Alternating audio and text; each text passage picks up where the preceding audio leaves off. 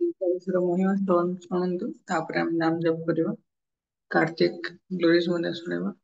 Voice clear अच्छी के ଟିକେ ଅନମ୍ୟୁଟ କରି କହିବ। ଆଜ୍ଞା ଆଜ୍ଞା ପ୍ରଭୁ ପ୍ରଭୁ। ହରେ କୃଷ୍ଣ। हरे कृष्णा। श्रील प्रभुपाद की जय।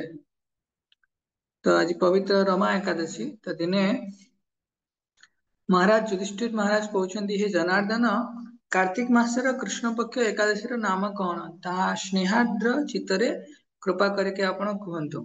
श्री कृष्ण कहले हे नृपश्रेष्ठ यही एकादशी रमा नाम विख्याता एवं सर्व एवं महापापहरा एवं श्रेष्ठा। हे राजा ए प्रसंग रे यार महात्म्य कीर्तन करी यहाँ एकाग्र चित्तरे श्रवण करंतु। पूर्व काल रे मुचुकुंद नाम रे जने विख्यात राजा थिले। देवेंद्र जम वरुण और कुबेरंकर सहित तांकर मित्रत्व और विभीषणଙ୍କ सहित तांकर बंधुत्व थिला। से विष्णु भक्त और सत्यवादी थिले। एही परि भावरे से निष्कंटक राज्य शासन करथिले। चंद्रभागा नामक तांकर गोटे कन्या थिला। चंद्रसेनଙ୍କର पुत्र शोभनଙ୍କ सहित तांकर विवाह ହେଲା। कौनसी समय दिने जामाता ससुरालय रे उपस्थित ହେଲା। दैवक्रमे से दिन श्रीवासर श्री हरिवासर व सुपुण्यदा एकादशी तिथिर आविर्भाव। स्वामी को दर्शन करी पतिपरायणा चंद्रभागा मने मने चिंता करिया लगिले हे देवेश मोर स्वामी अत्यंत दुर्बल सामान्य मात्र क्षुधा सकिवा को अक्षम किंतु उग्र शासक पिता दशमी दिन राज्य मध्य भाट द्वारा घोषणा करा जे हरिवासरे आहार निषिद्ध। ମୁଁ ବର୍ତ୍ତମାନ କଣ କରିବି राज्य ମଧ୍ୟରେ ରାଜାଙ୍କର ନିଷେଧାଜ୍ଞା ଶ୍ରବଣ କରି ରାଜ ଜାମାତା ପତ୍ନୀଙ୍କୁ ପଚାରିଲେ हे प्रिय ବର୍ତ୍ତମାନ ମୋର କଣ କରିବା ଭଲ ତାହା କୁହ। ଏହାର ଉତ୍ତରରେ ରାଜକନ୍ୟା କହିଲେ हे ସ୍ୱାମୀ ମୋର ପିତୃଗୃହରେ କେହି ଆଜି ଆହାର କରିବେ ନାହିଁ। हे କାନ୍ତ ଯଦି ତୁମେ ଏହି ନିଷେଧ ରୂପ ଶାସନରୁ ମୁକ୍ତି ପାଇବାକୁ ଇଚ୍ଛା କର ତାହେଲେ ନିଜ ଗୃହକୁ ପ୍ରତ୍ୟାବର୍ତ୍ତନ କର। ଏଠାରେ ଆହାର କଲେ ସମସ୍ତଙ୍କର ନିନ୍ଦା ଭାଜନ ହେବେ ଏବଂ ପିତା ମଧ୍ୟ କ୍ରୋଧ ପ୍ରକାଶ କରିବେ। ଏହା ବିଶେଷ ଭାବରେ ବିଚାର ପୂର୍ବକ କର୍ତ୍ତବ୍ୟ ନିର୍ଦ୍ଧାରଣ କର। ସାଧ୍ୱୀ ସ୍ତ୍ରୀଙ୍କର ଏ ପ୍ରକାର କଥା ଶ୍ରବଣରେ ପତି ତାଙ୍କର ମନ ସଂକଳ୍ପ ବ୍ୟକ୍ତ କଲେ हे ପ୍ରିୟ ତୁମେ ସତ୍ୟ କଥା କହିଅଛ ମୁଁ ଗୃହକୁ ଯିବି ନାହିଁ। ଏଇଟାରେ ଅବସ୍ଥାନ କରି ଏକାଦଶୀ ବ୍ରତ ପାଳନ କରିବି ବିଧି ନିର୍ଦ୍ଦିଷ୍ଟ ଯାହା ଅଛି ତାହା ଅବଶ୍ୟ ହିଁ ଘଟିବ। ତତ୍ପରେ ଶ୍ରୀକୃଷ୍ଣ କହିଲେ ଜାମାତା ଶୋଭନ ଏହି ବ୍ରତ ପାଳନରେ ବଦ୍ଧ ପରିକର ହେଲେ। ସମସ୍ତ ଦିବା ଭାଗରେ ଚିନ୍ତାର ଅବସରରେ ସୂର୍ଯ୍ୟଦେବ କୌଣସି ଏକ ମୁହୂର୍ତ୍ତରେ ଅସ୍ତ ହୋଇଗଲେ। ବୈଷ୍ଣବ ଗଣଙ୍କ ନିକଟରେ ସେହି ରାତ୍ରି ଆନନ୍ଦଦାୟିନୀ ଅଟେ କିନ୍ତୁ ହେ ନୃପଶ୍ରେଷ୍ଠ ଶୋଭନଙ୍କ ପକ୍ଷରେ ଏହା ବଡ଼ ଦୁଃଖଦାୟକ ଥିଲା କାରଣ କ୍ଷୁଧା ଓ ପିପାସାରେ ତାଙ୍କର ଶରୀର ଉତ୍ତର ଉତ୍ତର ଜର୍ଜରିତ ହୋଇ ପଡ଼ିଲା। ଏହିପରି ଭାବରେ ଏହା କ୍ରମଶଃ ବୃଦ୍ଧି ପାଇବାର ପରଦିନ ଅରୁଣୋଦୟ ସଙ୍ଗେ ସଙ୍ଗେ ତାହାଙ୍କର ଦେହରୁ ପ୍ରାଣବାୟୁ ବାହାରିଗଲା। ରାଜା ମୁଚୁକୁନ୍ଦ ରାଜ୍ୟ ଯୋଗ୍ୟ କାଷ୍ଠ ଦ୍ୱାରା ତାହାଙ୍କର ଶବଦାହ କାର୍ଯ୍ୟ ସୁସମ୍ପନ୍ନ କଲେ। ଚନ୍ଦ୍ରଭାଗା ସ୍ୱାମୀଙ୍କର ସହିତ ମୃତ୍ୟୁ ସହ ମରଣ କଲେ ନାହିଁ। ପତିଙ୍କର ଊର୍ଦ୍ଧ୍ୱ ଦୈହିକ କୃତ୍ୟ ସମାପନ ଅନ୍ତେ ସେ ପିତୃଗୃହକୁ ପ୍ରତ୍ୟାବର୍ତ୍ତନ କଲେ। କାଳକ୍ରମେ ରମାବ୍ରତ ପ୍ରଭାବରେ ନୃପ ଜାମାତା ଶୋଭନ ମନ୍ଦରାଚଳ ରାଜ୍ୟରେ ନାନା ଗୁଣ ସମନ୍ୱିତ ଅନୁପମ ସୌନ୍ଦର୍ଯ୍ୟ ବିଶିଷ୍ଟ ଏକ ରମଣୀୟ ଦେବପୁତ୍ରର ଶରୀର ପ୍ରାପ୍ତ ହେଲେ। ତାଙ୍କର ପୁନର୍ଜନ୍ମ ହେଲା।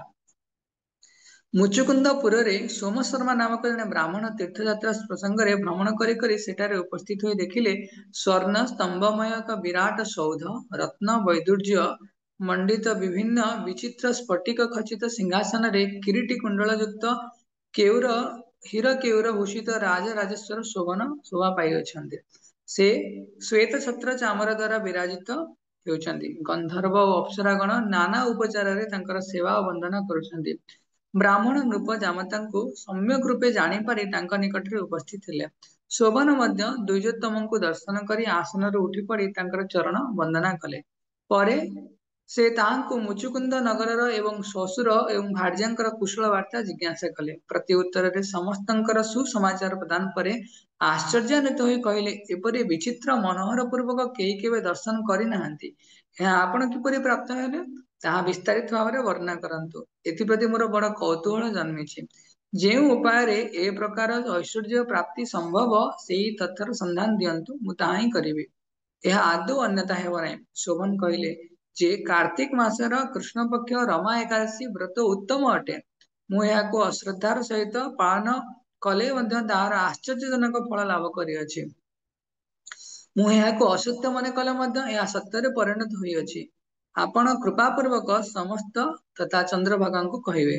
ଶ୍ରୀକୃଷ୍ଣ କହିଲେ, ବ୍ରାହ୍ମଣ ସୋମଶର୍ମା ମୁଚୁକୁନ୍ଦପୁରକୁ ପ୍ରତ୍ୟାବର୍ତ୍ତନ କଲେ ଏବଂ ଏଠାରେ ଚନ୍ଦ୍ରଭାଗାଙ୍କ ନିକଟରେ ସମସ୍ତ ବୃତ୍ତାନ୍ତ କହିଲେ। ଏହା ଶୁଣି କହିଲେ, ମୁଁ ପତି ଦର୍ଶନାକାଂକ୍ଷୀ, ମୋତେ ତାଙ୍କ ନିକଟକୁ ପହଞ୍ଚାଇ ଦେବା ପାଇଁ ଏକାନ୍ତ ଅନୁରୋଧ କରୁଛି। ମୁଁ ବ୍ରତ ପାଳନର ପୁଣ୍ୟ ପ୍ରଭାବରେ ଏ ପ୍ରକାର ଧ୍ରୁବପୁର ସ୍ଥାପନ କରିବି, ଯାହା ଦ୍ୱାରା ହୃତ ପତିଙ୍କ ସହିତ ପୁନର୍ମିଳନ ଘଟିଥାଏ। ତାଙ୍କର ଉପଯୁକ୍ତ ବ୍ୟବସ୍ଥା କରି ମହାପୁଣ୍ୟ ସଞ୍ଚୟ କରନ୍ତୁ। ଏହାପରେ ସୋମ ଶର୍ମା ଚନ୍ଦ୍ରଭାଗା ସହିତ ମନ୍ଦରାଚଳରେ ବାମଦେବଙ୍କ ଆଶ୍ରମକୁ ଗଲେ।